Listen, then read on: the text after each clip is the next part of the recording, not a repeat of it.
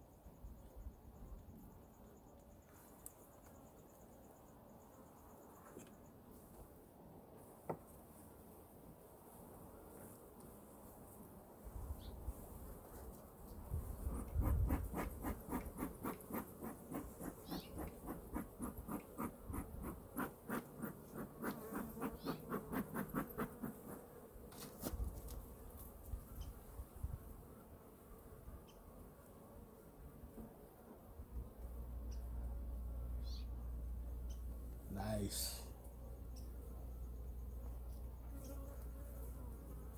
Loaded. It's still loaded. We're doing exceptional over here.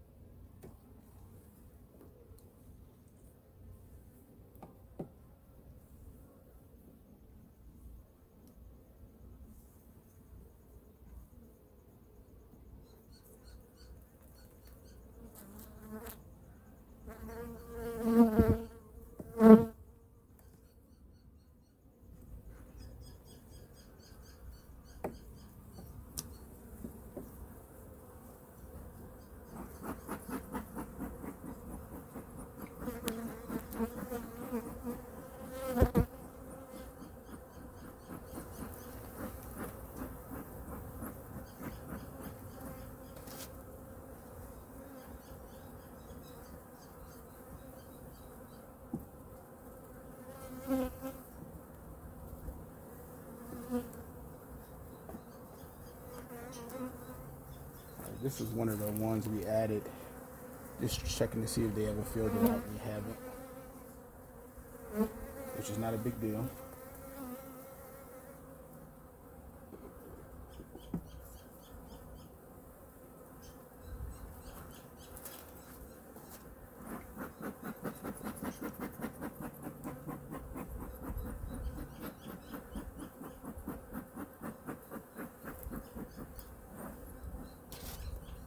Pull one more and we'll roll.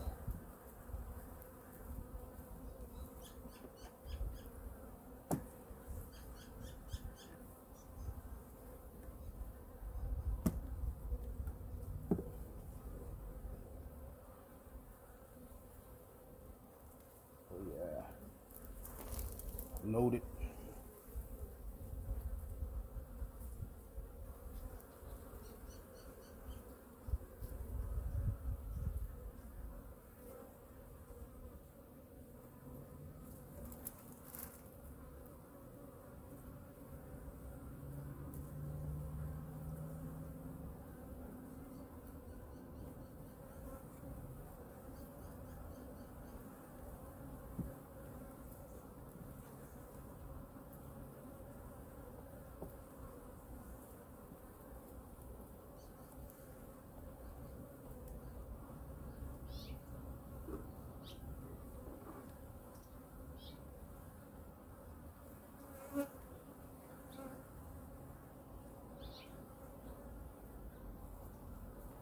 Loaded.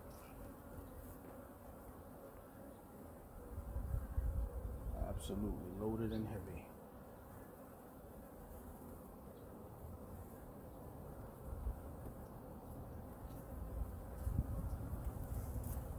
All right, one more.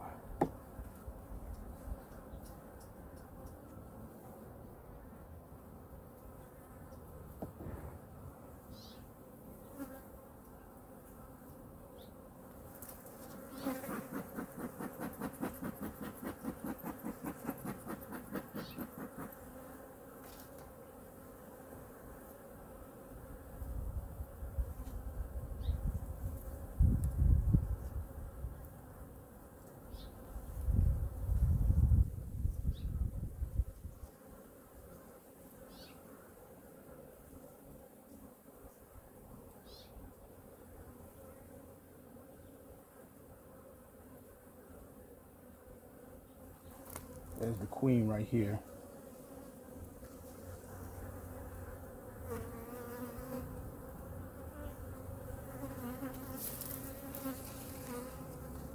Make sure you guys can see.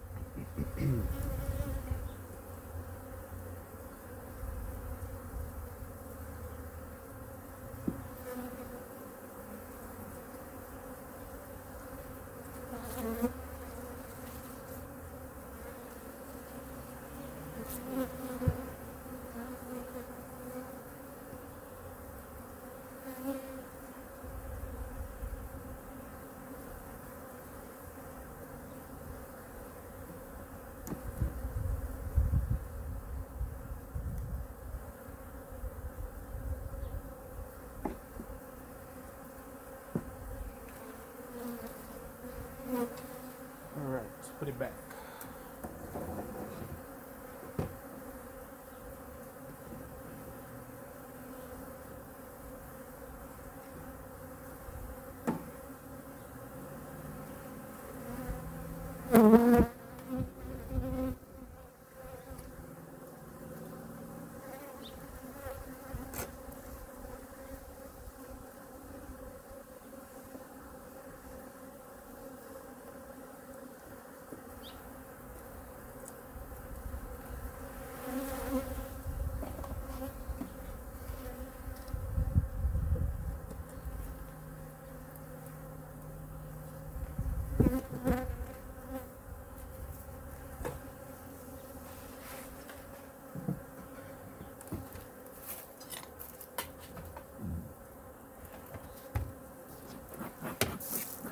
All right, that's it.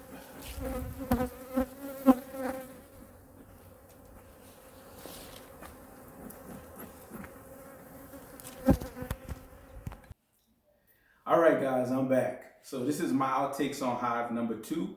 Hive number 2 is actually a much stronger hive than number 1 in terms of population. And that's kind of to be expected. When I got that second hive, the gentleman gave me 10 frames of, pollen, honey, brood. I had 10 frames altogether. And I got that, I think it was in September. So they had a chance to brood up before we got this cold weather. Whereas my original hive, I started out with 5-frame nuke, and I think they're probably at about 6 or 7 frames. Hive 2, I have to watch it. I do have 2 empty frames in the hive that still need to be cleaned out. But I don't know if the bees just are rejecting those frames or if they're waiting till it warms up a little bit more. I have to watch it because that one is a little bit more dense and packed with bees, and because it is more densely packed, that colony would be more prone to want to swarm once spring gets here. And if it wants to swarm, that's fine. I'll get to it before then. And if it starts to produce supersedure cells or swarm cells, whatever the case may be, I have more than enough boxes to do a split and make another colony out of that. In fact, I'm probably going to do that anyway. I said I wanted to keep 2 hives, but after thinking about it, I may do 3. This depends on how the production of honey is looking this year. If I get a whole bunch of honey and I can't handle it, then I'll stay with 2. If I think I want a little bit more honey to kind of give away to friends and family and potentially sell, then I may beef up to 3 or 4. Eventually, both of those hives are going to get so big where they have to be split. And I could always sell those splits to folks out here to help get that gene pool out there into the future. But other than that, I've done my treatments on both of my hives for Vieira mites. I think I may do one more, probably mid-January 2021, just to make sure, we don't have any Vieira mites in there. I did a general inspection looking at things. When I went in there, I didn't see any presence of Vieira mites.